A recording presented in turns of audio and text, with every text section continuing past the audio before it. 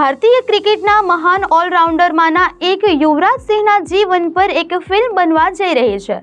યુવરાજ સિંહે પોતાની બાયોપિકને લઈને પોતાની પ્રતિક્રિયા આપી છે. ફિલ્મ સમીક્ષક તરુણ આદર્શે પણ એક પોસ્ટ દ્વારા આ વાત કન્ફર્મ કરી છે.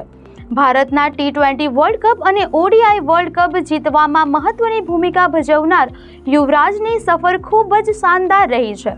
તે કેન્સર સામે લડ્યા બાદ મેદાનમાં પાછો ફર્યો, જે દરેકને પ્રેરણા આપે છે. યુવરાજ સિંહની બાયોપિક ભૂષણ કુમાર અને રવિ ભાગચંદકા પ્રોડ્યુસ કરવાના છે.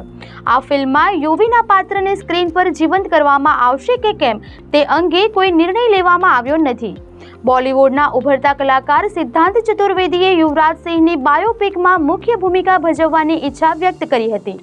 યુવરાજ સિંહના પાત્રને સ્ક્રીન પર જીવંત કરવા માટે રણબીર કપૂર પણ સારો વિકલ્પ બની શકે છે.